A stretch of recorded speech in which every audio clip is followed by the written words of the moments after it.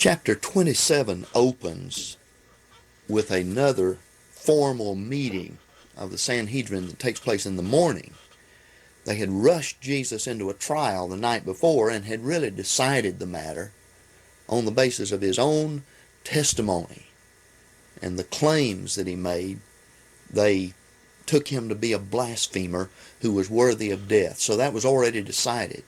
But the next morning the Sanhedrin meets again, verses 1 and 2. Now when morning was come, all the chief priests and the elders of the people took counsel against Jesus to put him to death. And they bound him and led him away and delivered him up to Pilate the governor. So here is a formal meeting of the Sanhedrin in which they took counsel against Jesus to put him to death.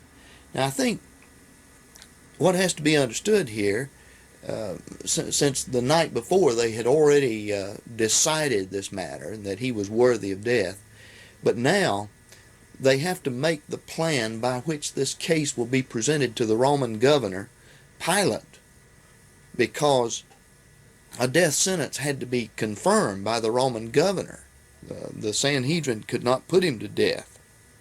That point is made in John chapter 18 and verse 31. It's made very clear that the Sanhedrin did not have the authority to carry out a death sentence, so it had to be appealed to the Roman government, and that's the reason that it's carried to Pilate, the Roman governor.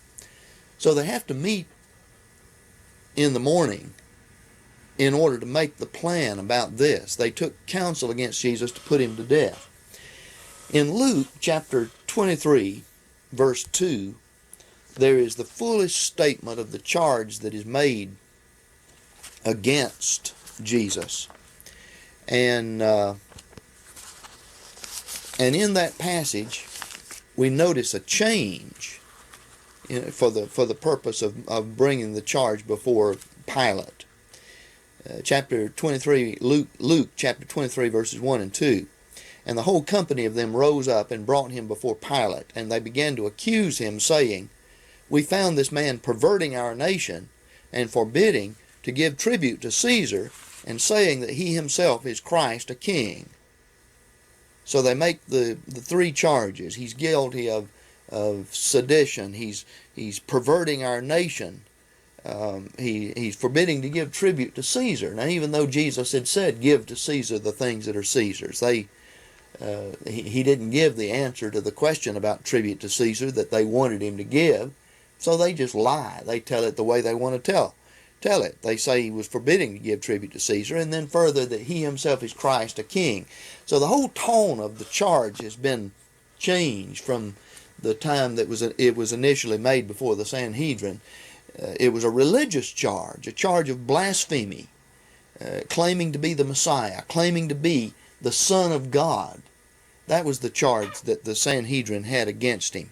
But when they bring him before Pilate, that will make no difference at all. Pilate's not concerned with Jewish religion and any kind of a religious charge that they have to make against him, so they have to turn this into a political charge that will be impressive to the Romans.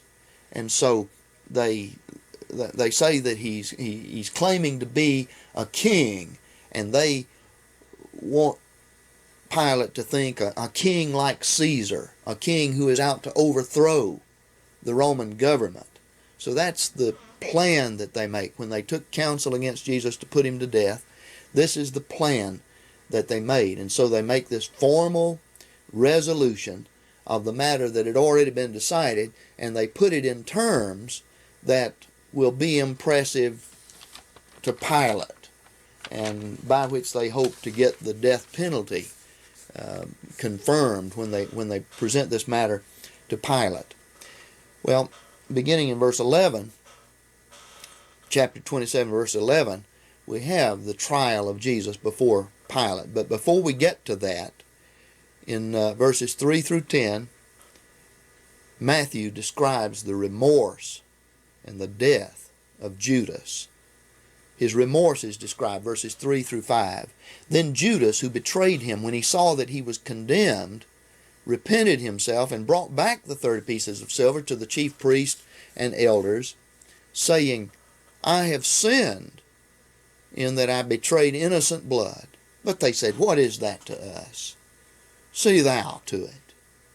And he cast down the pieces of silver into the sanctuary, and departed, and he went away and hanged himself. Notice the occasion.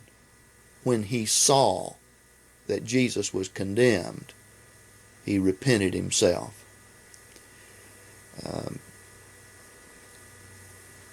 He saw that he had done the wrong thing when the consequences followed. Did Judas not expect just such a verdict as this? Did he not know what the Sanhedrin had in mind? And that for a long time they had been plotting, trying to find a way to get rid of Jesus? Perhaps he thought that Jesus would use his power to resist, and that he never thought it would come to this. But when it did, he was filled with remorse. When he saw that he was condemned, he repented himself and brought back the 30 pieces of silver. When he comes and makes this confession to the Jewish Sanhedrin, you must remember that these are the leaders of the Jewish nation, chief priests, elders of the people. But he came to the wrong place to find help. These people were not interested in Judas. They were not interested even in whether it was innocent blood that he portrayed. And they were not interested in helping a sinner who was filled with remorse and who was as deeply pained as Judas said. What is that to us, they say? See thou to it. And so Judas does not come to the right place. He does not have the faith in God, in the Christ, to understand the possibility of forgiveness, even such a deed as he has done. And so his remorse leads to despair rather than to a genuine repentance that would cause him to change his life and to seek forgiveness in the right place. And so this is the great difference between Judas and Peter. Judas flings the pieces of silver into the sanctuary and leaves, and he went away and hanged himself. Then in verse 6, we get an inside view of some very curious scruples on the part of the chief priest. And the chief priest took the pieces of silver and said, It is not lawful to put them into the treasury, since it is the price of blood. Well, these people had paid this blood money. The thing that made it the price of blood was their own plot and their use of this money. So they were not too pious to pay this very same blood money, but now they are just overcome with piety, and they say, we can't put this into the treasury. It's the price of blood. So the very fact that they will not put it into the treasury because it's blood money is really an indictment against themselves. They were the ones that were guilty of this blood, this innocent blood, that made this blood money. In verses 7 through 8, then, we're told what they did with the money. And they took counsel and bought with them the potter's field to bury strangers in. The potter's field. Evidently a place where pottery was made. They bought this to bury strangers in. Wherefore that field was called the field of blood unto this day. In the further record in the book of Acts, chapter 1, we see that there was a second reason for calling this field the field of blood. It was also called the field of blood because that was the place where Judas, after hanging himself, fell down and just his inward parts gushed out, and And for that reason, it was called the field of blood. So there were two reasons it was called the field of blood. But since it is related to the being bought with blood money, this name that was given to this field becomes an enduring witness to several things. And I say an enduring witness because verse 8 points out that it was unto this day, unto the day that the Gospel of Matthew was written. That would be perhaps up to the 60s. We're not certain exactly when Matthew was written, but in all likelihood it was written before the destruction of Jerusalem in 70 A.D. And most of the scholars seem to think that you would have to date it by the early 60s in any case, at least the ones that have reasoned this thing out and given weight to the arguments that can be made. So it had become, this field with its name, the field of blood, had become an enduring witness to the innocence of Jesus and to the guilt of Judas and the guilt of the Sanhedrin and the guilt of the entire Jewish nation that had put Jesus to death. This innocent man. This field with its name becomes a witness to Jesus' innocence and a vindication of him and testimony to the guilt of the whole Jewish nation. Verses 9 and 10 then speak of how prophecy was fulfilled. Then was fulfilled that which was spoken through Jeremiah the prophet, saying, And they took the 30 pieces of silver, the price of him that was priced, whom certain of the children of Israel did price, and they gave them for the potter's field, as the Lord appointed me. There's a problem with this quotation with regard to the prophet that is cited here. It was spoken through Jeremiah the prophet, we are told. Actually, this quotation is found in Zechariah chapter 11, verses 12 and 13. The commentaries that are very full will go into this matter and suggest possible explanations. I think that we need not see this as an error, the way the skeptics and the critical scholars sometimes want to see it. But there are some explanations that make this very, very understandable. One of these is that when it says it was spoken through Jeremiah the prophet, that it may be speaking of the name of the volume of the Old Testament in which the passage appeared, rather than the particular book in which it appeared. It may be speaking of it in terms of the scroll. The Old Testament likely was contained in more than one scroll, and it may have been that there was a Jeremiah scroll. That's one suggestion that's been made, and there are some others. And I would not take time to go into any of these others, but just recommend that if you're interested in following up on this, that you read something like the commentary of Morris, page 696 and following. This is one good place to get an account of the various explanations that are possible in dealing with this matter. And then the nature of the fulfillment is something that requires a little bit of discussion as well. When you read the context of Zechariah chapter 11, verses 12 and following, we do not find there the price of the betrayal of Jesus, the price that the traitor got for betraying him. Instead, the prophet has served as a shepherd, doing a shepherding work in Israel. And in doing that, he represents Jehovah. And so when the work is done, he comes to the people and he asks for his wages. Give me the price of my wages. And they weighed unto him 30 pieces of silver.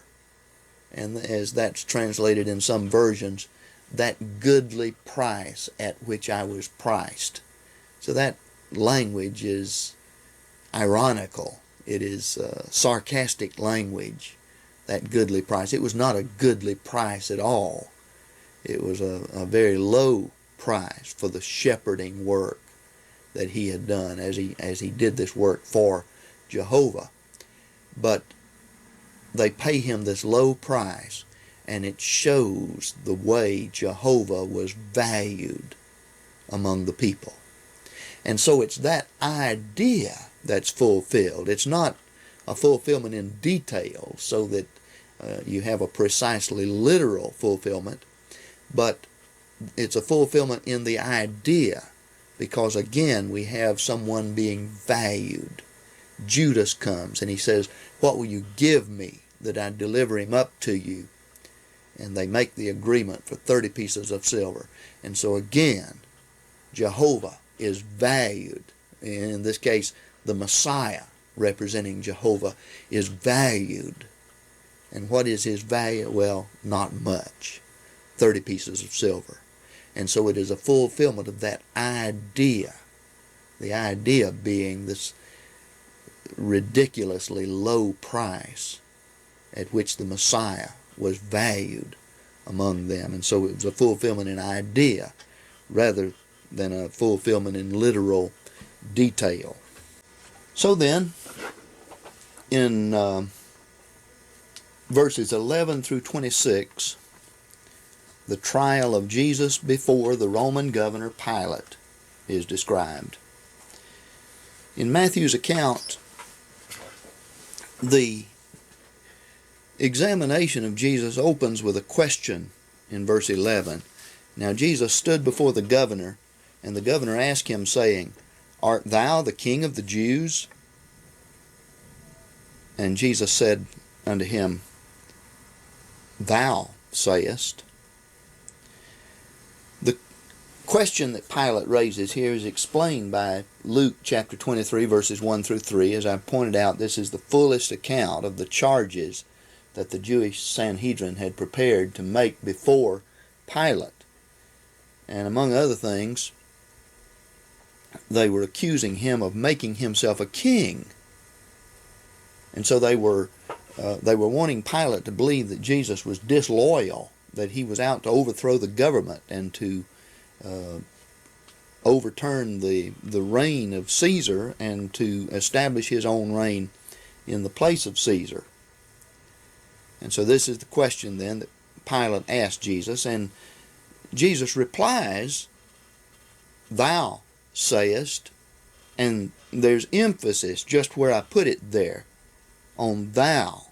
Thou sayest. And I think the point is, these are your words, they are not mine. You said it, not I. And this emphasis perhaps means that it depends on what you mean by this, because Jesus does not want to say, "Yes, I am the king of the Jews," or "No, I am not the king of the Jews." Either one. It's not a yes or no question. It depends on what he means by this. He is and he is not the king of the Jews. In the Gospel of John, chapter 18, verses 33 through 38, we have the fullest account of this question and Jesus' response to it before Pilate. And there Jesus explains that he came into the world to be king, and yet he explains the sense in which he is a king. And he explains it in terms of a spiritual kingdom, not of this world. He has no marching army to fight the battles and to resist the thing that the Jews are trying to do to him. He came into the world to bear witness to the truth, and those who listen to the truth, these are his subjects. And then is when Pilate says, "What is truth?" I mean, if that's the only kind of king you are, what does that amount to? That's certainly nothing that we have to be afraid of. And so that fuller account of Jesus' response, the fuller explanation, I think is a good commentary on this. Thou sayest, you said it, I didn't say it, these are your words, not mine. it depends on what you mean by this. What content do you put into the word King of the Jews, or the expression King of the Jews?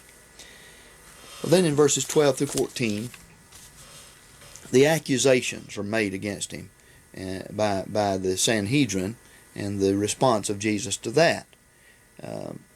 And when he was accused by the chief priest and the elders, he answered nothing. Well, I think the significance of this silence is about the same as it was when before the Sanhedrin he would not answer. They were trying to bring false witness against him, to get some kind of a case against him, and the witnesses kept contradicting themselves or each other, and so he simply was silent. There was nothing to answer, just as it was back in chapter 26, verses 59 through 63. There was nothing to answer.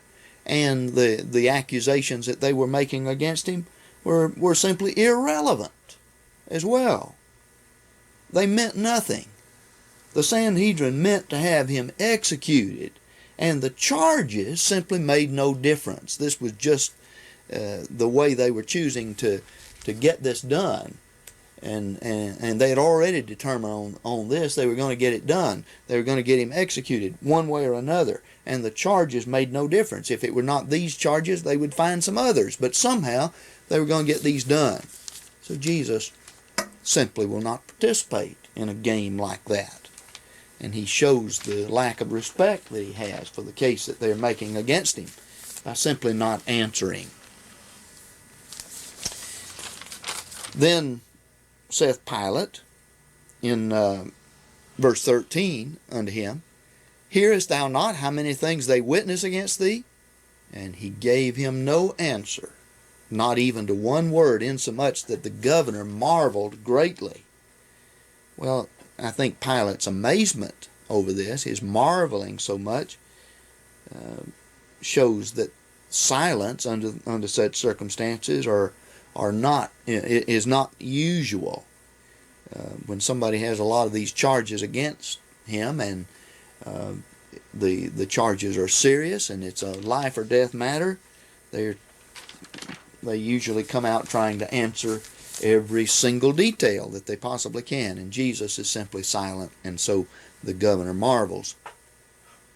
In verses 15 through 18 then, Pilate seizes upon a custom that had been used annually, apparently, to release a prisoner. And he seizes upon this custom as a means of perhaps releasing Jesus.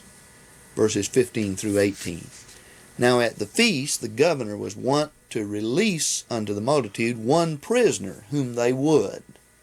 Whoever the Jews would. Perhaps it would be some political prisoner, some favorite. And the Romans would release one prisoner. And they had then a notable prisoner called Barabbas. When therefore they were gathered together, Pilate said unto them, Whom will ye that I release unto you, Barabbas or Jesus, who is called Christ? Now verse 18 is going to explain to us what this is all about and why Pilate makes this proposal. For he knew that for envy they had delivered him up. And so what that shows, that last statement, is that this is a ploy on Pilate's part to get Jesus released. He does not want to, he does not have the moral courage to function as a judge as he ought to, and to go against the Jews in this matter. He does not want any trouble with them. He does not want any kind of rioting. The last thing in the world the Roman authorities would want to hear out of the governor of a province is that he was unable to keep order and peace in the provinces, and that there was always trouble, there was always rioting going on. And so Pilate wants to get this thing settled. On the other hand, he recognizes that Jesus is innocent. Repeatedly in the Gospel according to John, after that discussion of kingship with Jesus, repeatedly he says, I find no crime in this man.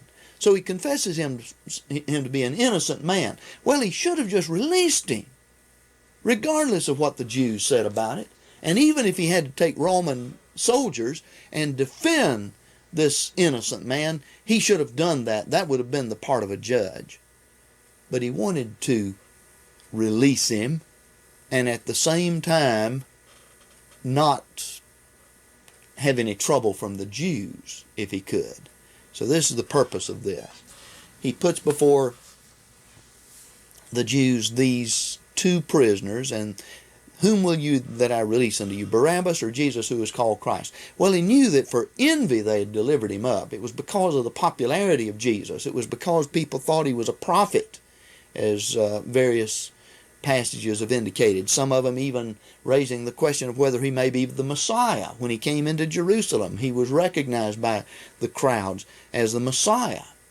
And so the Jewish authorities were envious of Jesus, and Pilate thought that the crowds then that had gone after Jesus so much, that they would ask for the release of Jesus when this matter was put before them. This was his ploy, to get Jesus released. But can you imagine the injustice to Jesus in such an attempt as this? When Pilate has recognized the innocence of Jesus, and on the other hand, Barabbas himself is a notable criminal, a notable prisoner, as it says, and a man who was guilty.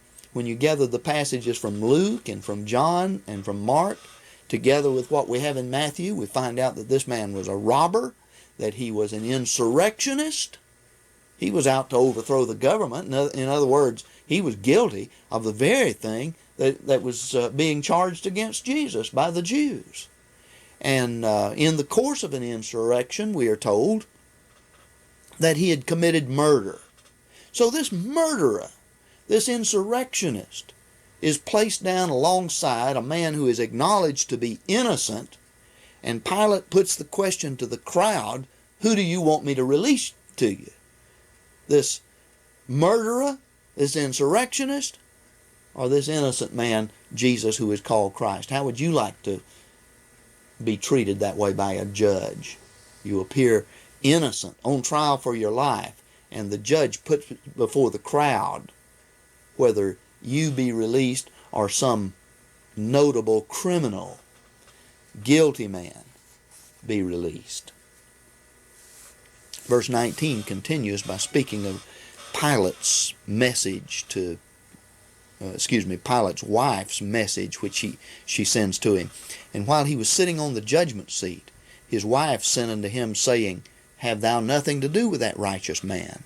For I have suffered many things this day in a dream because of him. And so she has recognized that he's a righteous man as well. And she's being tormented in a dream because of this. And she sends this word to Pilate. Now, I don't know what's to be made of this as to whether this is a divinely inspired dream. It very well could be. People have had dreams, and even pagan people have had dreams that contain some message in them, and we read about several instances of that in the Old Testament, of course. Pharaoh and various ones having these dreams. The point I think we want to notice here is that the innocence of Jesus is being impressed upon Pilate from all sides. Now even his wife comes and reinforces Pilate's own judgment about the man, that he is innocent. But in verses 20 through 26, we read of Pilate's complete moral collapse in yielding to the Jews. Pilate's moral failure is the heading that I've given to this section, verses 20 to 26. Pilate puts the question before the crowds, Barabbas or Jesus, who is called Christ, which would you that I release to you? and himself under the impression that the crowds will surely ask for Jesus. But the crowds will not give their own considered opinion. The crowds are usually manipulated by politicians.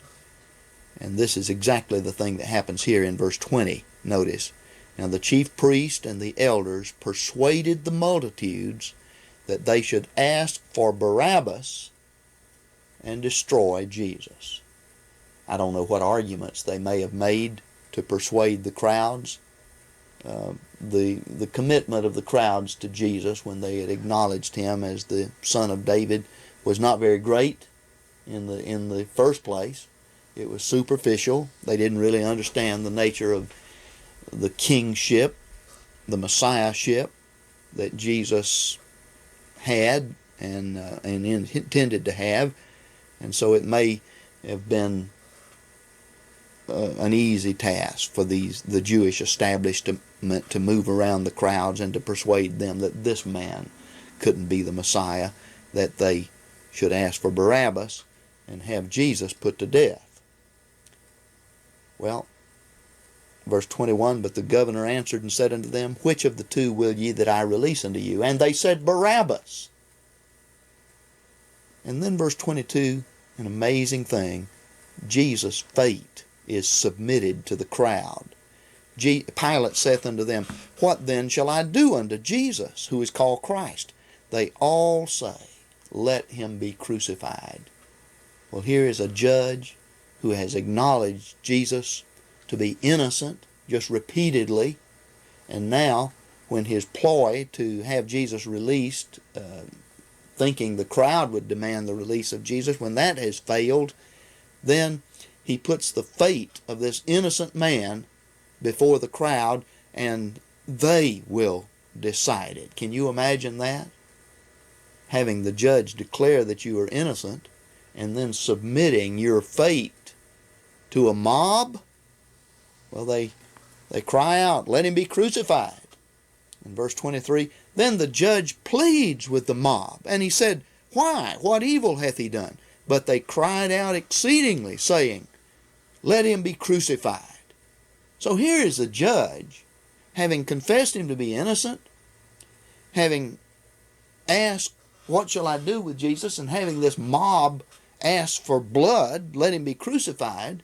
And now the judge, instead of taking the part of a judge, playing the role that he ought to play, and releasing the man and defending him, even if he has to kill every Jew in Palestine to do it, instead of doing that, pleading the case with a mob, trying to plead the innocence of Jesus, to persuade a mob.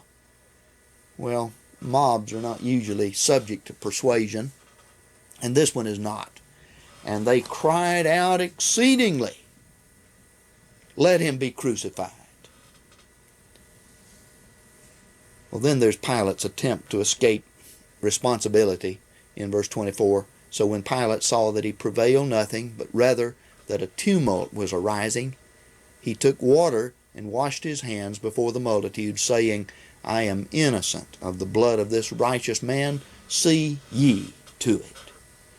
I've given some passages on the transparency in the Old Testament in which the washing of hands is used as a symbol of innocence.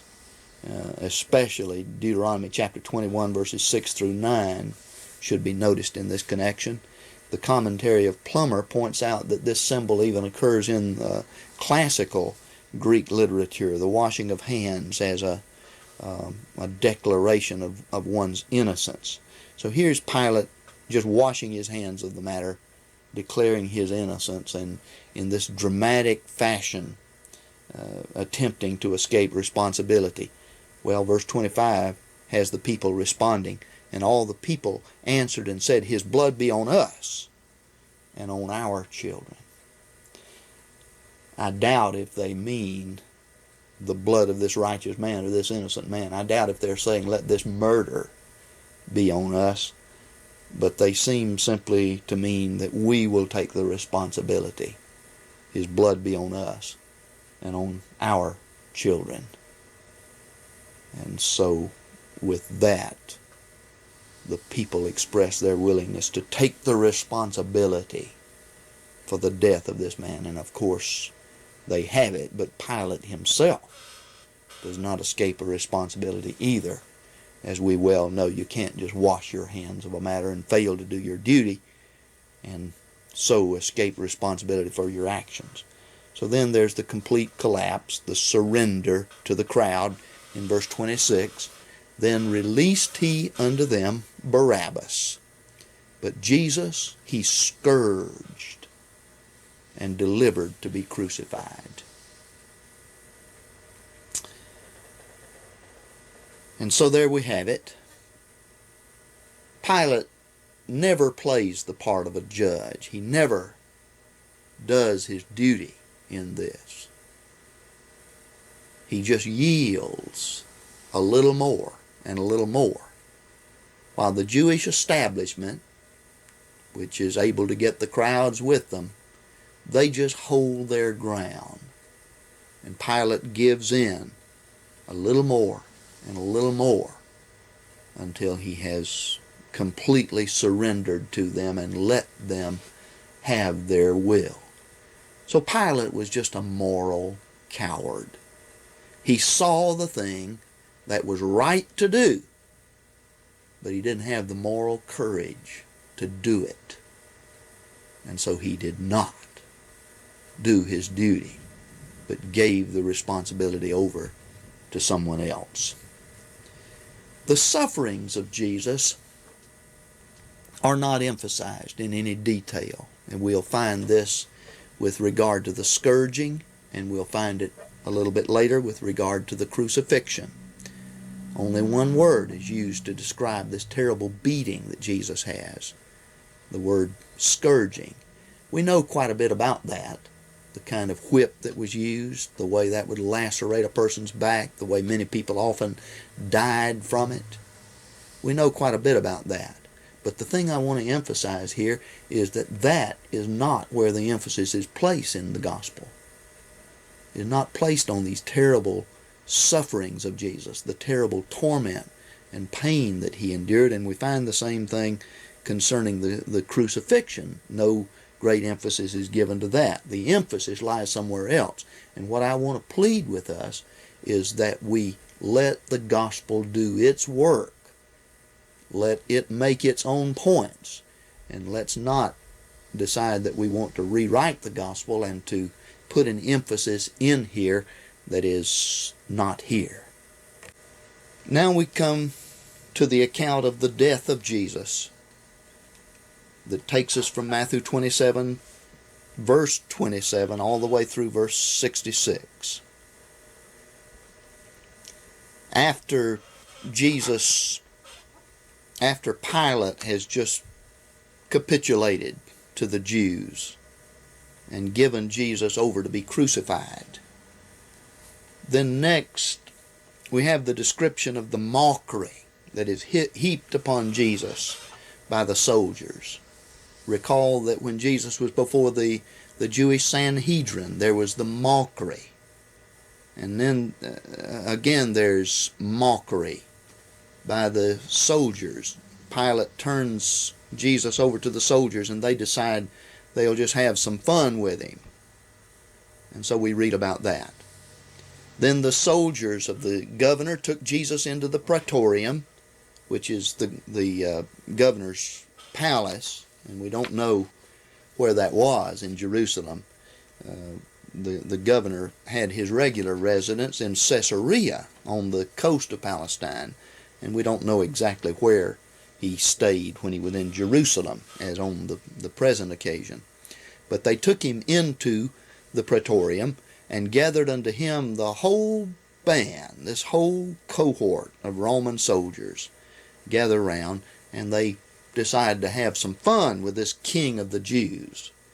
Well, they mock his kingship.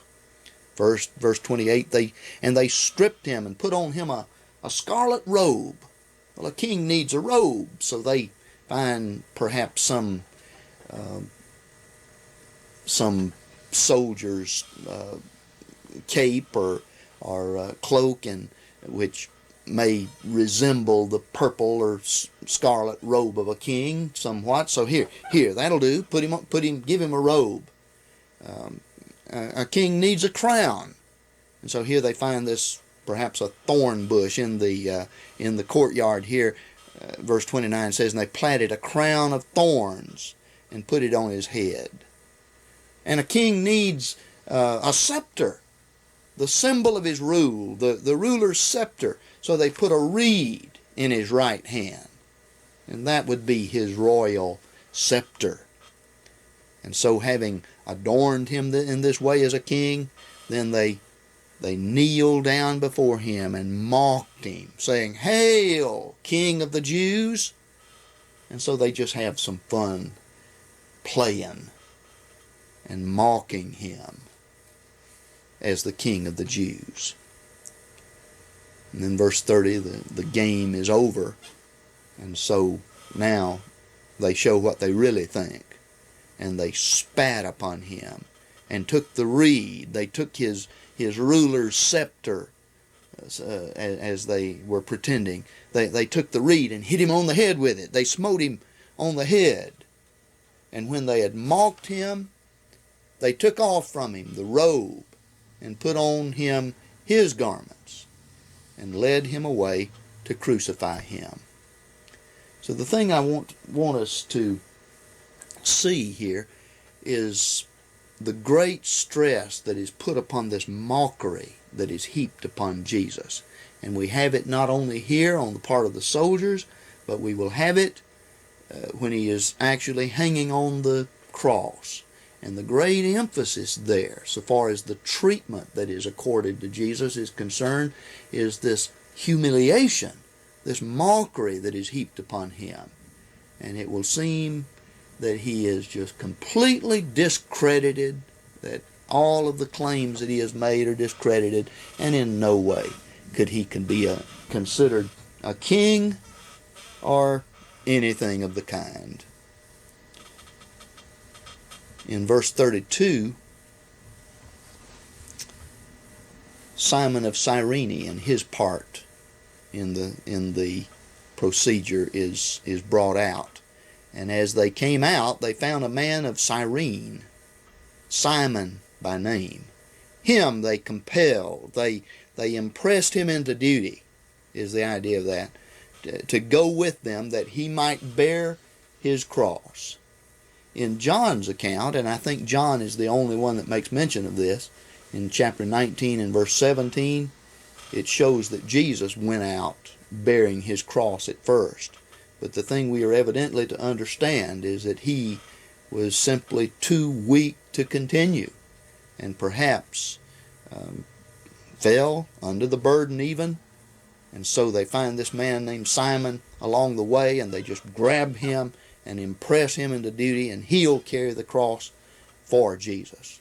In Mark 15:21, Mark's account identifies this man Simon further by calling him the father of Alexander and Rufus. So it would appear that Alexander and Rufus were well known to Christians who would be reading the Gospel of Mark, and so this man could be identified in terms of his sons, and people would know who he was. But he has this great dignity in this position of bearing the cross for Jesus. Some have thought that this may have led to his conversion, that he eventually became a disciple upon reflection. And so then his sons, Alexander and Rufus, after him. But now our tape is running out, and so we have to continue the story of the death of Jesus on the next tape.